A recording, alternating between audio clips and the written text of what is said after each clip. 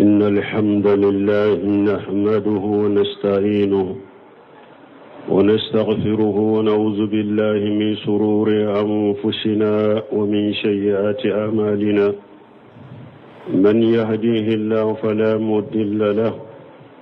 ومن يضلل فلا هادي له، وأشهد أن لا إله إلا الله وحده لا شريك له، وأشهد أن محمدا عبده ورسوله صلى الله عليه وعلى آله وأصحابه ومن اهتدى بهداهم وسلم تسليما كثيرا. أما بعد، عباد الله، وأن إبراهيم ابن عبد الرحمن ابن عوف أن عبد الرحمن بن عوف رضي الله عنه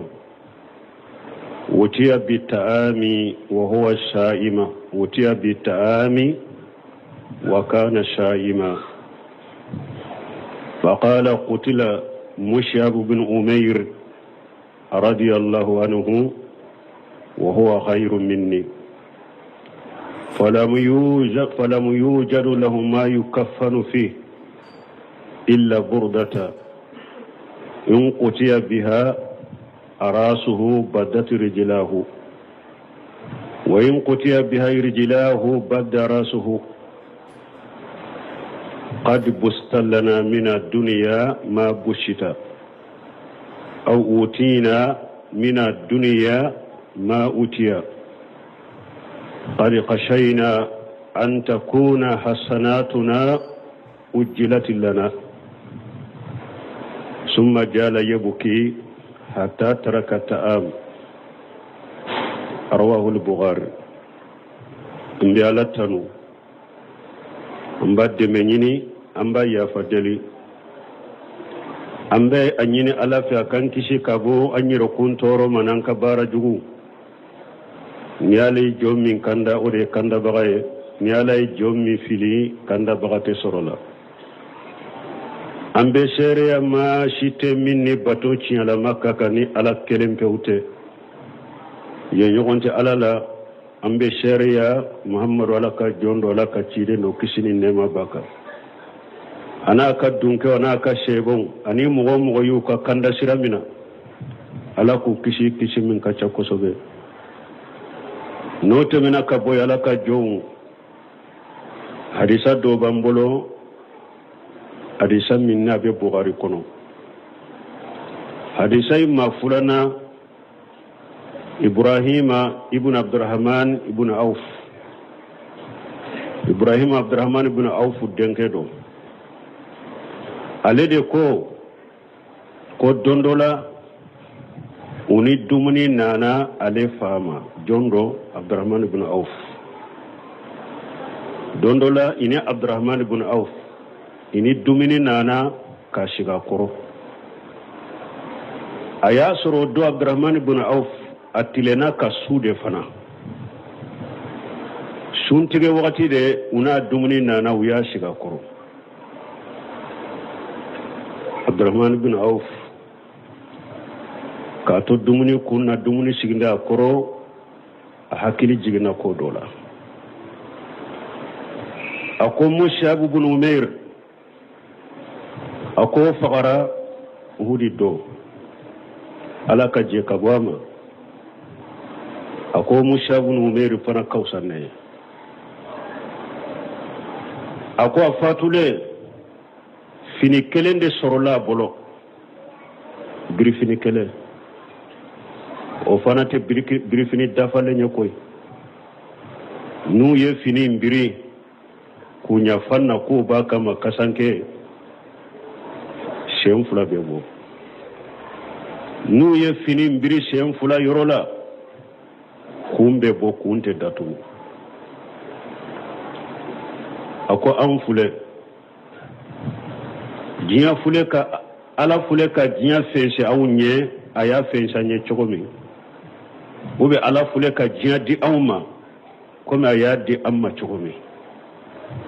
ako nebe shira akana soro an baki ka bara nyuma mununke ala ya an saranan ka bara nyuma uye jiya kono balma akashira aye dumuni intoye amadu yere dumuni masekadu ni hadisa abe buhari kono balma miri chamani tasi chaman bin hadisa la hadisa nya iranna folo yere majigi min tumbe sebawla Abdurrahman ibn Auf Kausa Musa ibn Umeri parce que Abdurrahman ibn Auf asarul mubassirin bil janna ci de nye mo munu afu yewu nyanamaya ko to balola kibe do ar janna kono Abdurrahman ibn Auf be uludela ale Kausa Musa ibn Umeri mais aya yere majigi ako Musa ibn Umeri Kausa le nye sebo kayir majigi ranna afulana harisa be faida min ranna hada madan kana sugulani ninjiyaye an kana sugulani jiyaye ka yurwali ke jiyan neman wula ani jiya kan mashirun fo uban sugula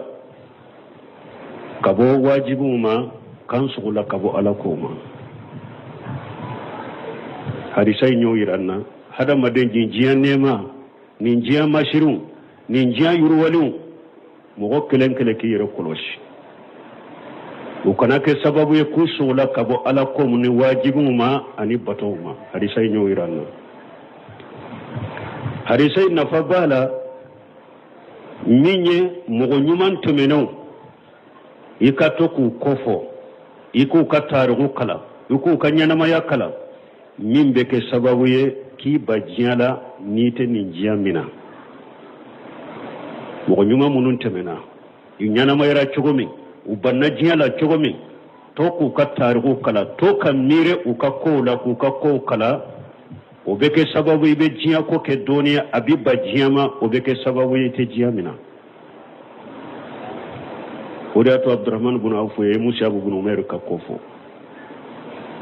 hadisai nya iranna ko shebau kutum be sirala nyade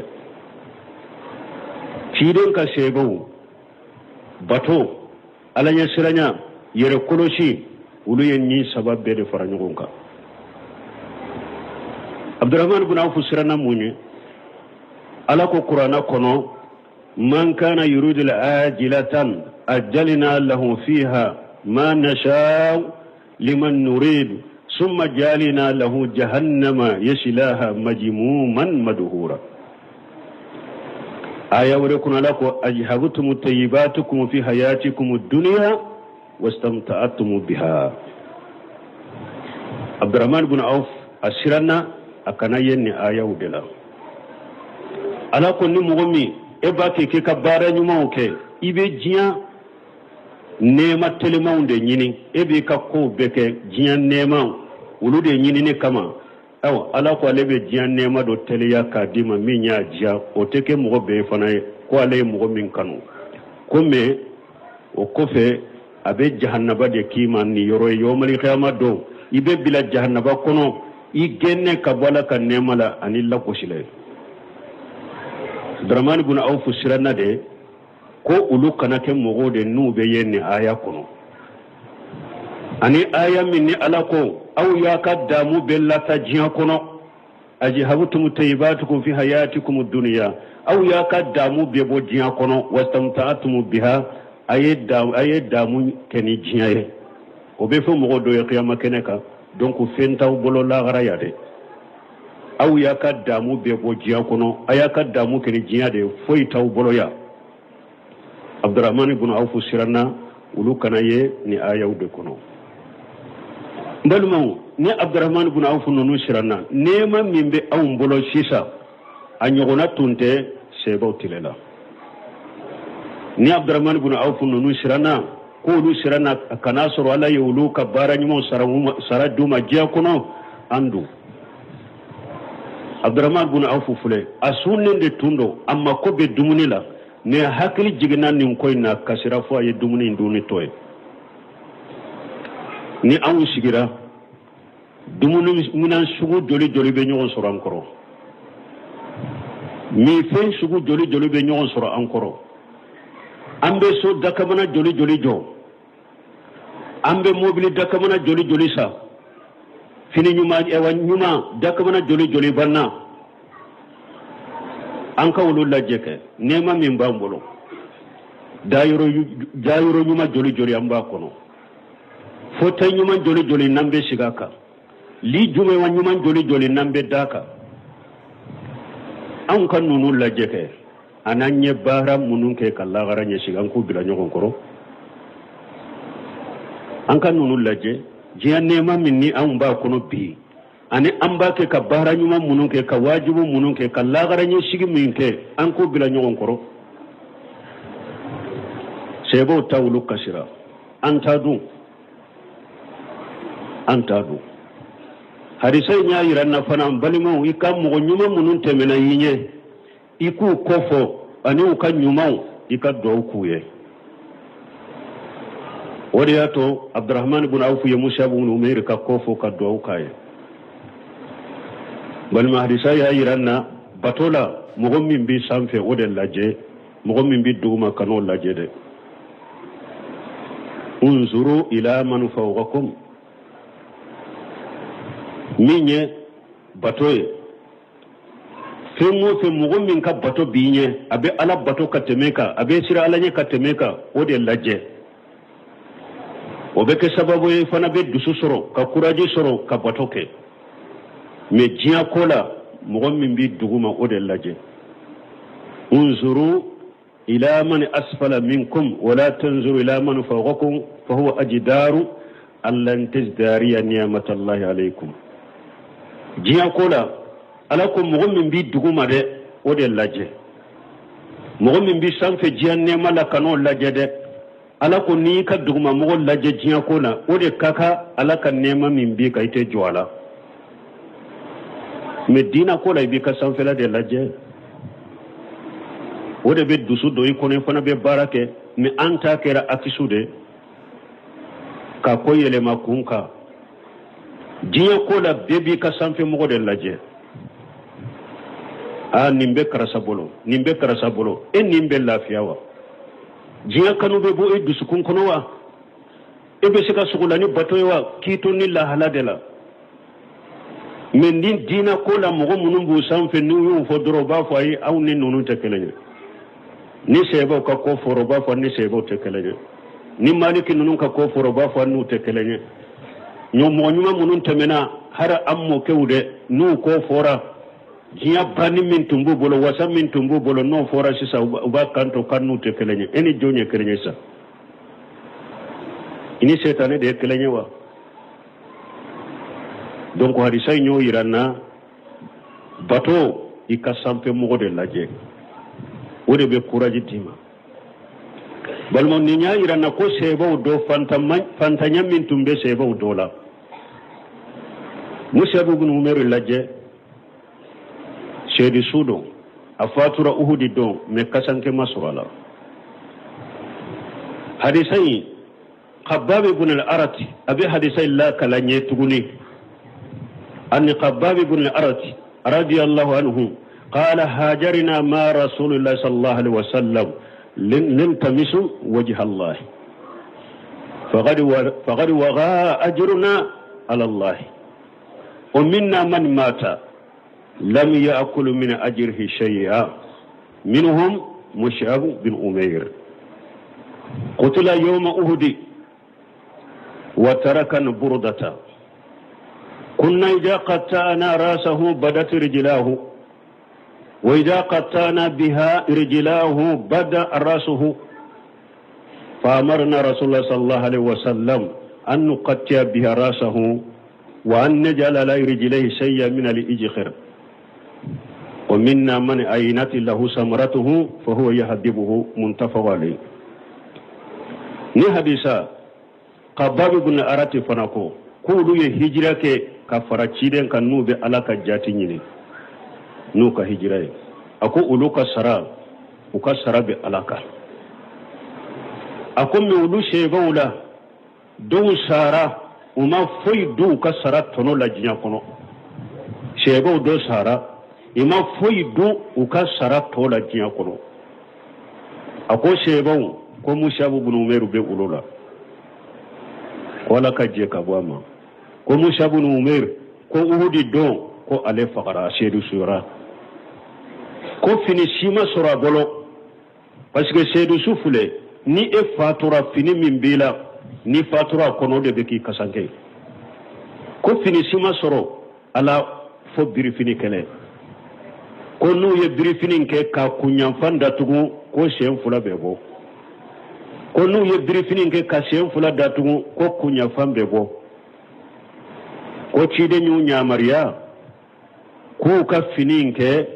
ka kunyanfan datugu ko siɲɛyanfan u ka bin tigɛ ka bin meleke o la u ka jiga ka kaburu kɔnɔ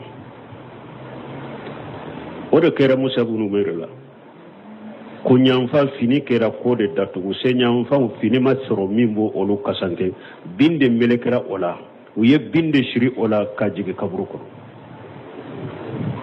mais a ko anw sɛbaw dɔ filɛ sisan a ko u ye baara minnu kɛ a yiriden mɔna u ɲana u b'a kɛ ka tigɛ k'a dun a ba bɛ mun arati fana ye nin fɔ balimaw nin diɲɛ min filɛ nin ye nin diɲɛ nɛɛma minnu filɛ nin ye wa ma mata'ul hayatu dunya illa mata'ul ghurur nin diɲɛ ɲɛnamaya daamu tɛ foyi ye fo daamu min bɛ mɔgɔ nɛgɛ jan ko balimaw an bɛ nin diɲɛ laban min na misi caman fili bolo dɛ sakaso caman tɔ dɛ i ka sa nafolo joli joli b'an bolo bankiw la saka kutɔ bali nafolotigi bi i ka denbaya min bi kɔfɛ hari ni banana bana furancɛ janyana hari du ka wari minnu kɛ k'i furakɛ dɛ o bakaliya b'u la ko an kana wariw tiɲɛ a sera degere min na dɔrɔn u b'i da de dɔrɔn u bɛ kɔrɔtɔ yɛrɛ i ka sa de hari k'i furakɛ u t'a kɛ o dɔw ma ɲininkali kɛ yan ko i ka cɛkɔrɔba ko a banana a kɔrɔla a ka nafolo yala aw b'a ka nafolo bɛɛ kɛ k'a furakɛ wa mɔgɔ min ma se k'a ka cɛkɔrɔba banabagatɔ furakɛ n'a yɛrɛ ka nafolo ye o tigi de b'a ka nafolo kɛ k'e furakɛ nafolotigi wajulu caman ala ye wajulu caman yira u la diɲɛ kɔnɔ yɛrɛ n'a kan ka labɛn ka fɛn bila u ɲɛ lahara dɛ depuis banana i denw t'a fɛ hali i ka nafolo ka don i ka fura la sisan ko pour i ka fɛn to olu ka ta i kɔfɛ wa tiɲɛ la u tɛ hali furakɛli ɲɛnamaya la awa n'u sara fana hali kasankɛ ɲuman u t'a k'i la hali kasankɛ ɲuman u t'a sa k'a k'i la tant que toujours nafolo bɛ to olu ye cogo min nafolo yɛrɛ tilan cogo yɛrɛ ni mɔgɔ min banana yɛrɛ fɔlɔ i ka denw b'i kun na yɛrɛ i k'i yɛrɛ sinɔgɔ dɔw b'i ka nafolo tila cɛgɛ dɔ fɔ dɔrɔn k'i dalen to parce que u ɲana i tɛ bɔ bana la o bɛɛ misaliya tɛmɛna a bɛ kitabu kɔnɔ banabagatɔ dalen nafolotigi banabagatɔ dalen a denw b'a kun na a y'a yɛrɛ sinɔgɔ u bɛ mun baro la a ka nafolo bɛ tila a kɔfɛ cogo min u tun b'o de baro la a y'a yɛrɛ sinɔgɔ nin diɲɛ ɲɛnama tɛ foyi ye fo damu n'a b'aw marasa sɛbaw t'a filɛ nɛɛma min walakatelen b'an bolo a tanna tun tɛ sɛbaw tile la mais olu tun bɛ kasi ka jɔrɔ u t'a kɔrɔ an du nin nɛɛma nɔniya caman min b'an bolo nin du caman jɔlen caman foyi ma bili ɲɛ lahara ka fɛn bili ɲɛ lahara o dama fana tɛ koyi k'i sugula ka bɔ saliw ma k'i sugula ka bɔ sun na a m'i bali iriba baara la ya ayyuhal ladina amanu taqullaha wa jaru ma baqiya min riba ala ko mu'minu ay shirala nya ka iriba utoye ni nafolo caman filɛ a ma to ko an ye iriba toye an ma shira iriba baara kɔrɔ an ma shira ka jɔrɔ lagara iriba baara kɔrɔ an ma salli wa idha qila lahum arikaw la yarkauna fa waylu yawmin lil mukazzibina ni ko min ka salli o te salli ni ko min ka salli o te salli ni jeye besugula ka belabo mbalmo ni hadisa min kala nabbi an kan nema min fulani nye an be ulu yam min ka jiya koka ani ni sebo kala halabe bila nyogon koro chogodi de ube bila nyogon koro chogodi o fana mado kitabu kono ka kalate koy akalanna de tasi de ka kenuye miri de ka kenuye bara de ka kenuye barakallahu li wa lakum fil qur'ani al hakim wa nafa'ani wa iyyakum bima fi min al dhikri al hakim aqulu qawli hadha wastaghfirullaha li wa lakum li sa'iril muslimin min kulli dhanbi wastaghfiruhu innahu huwal ghafurur rahim.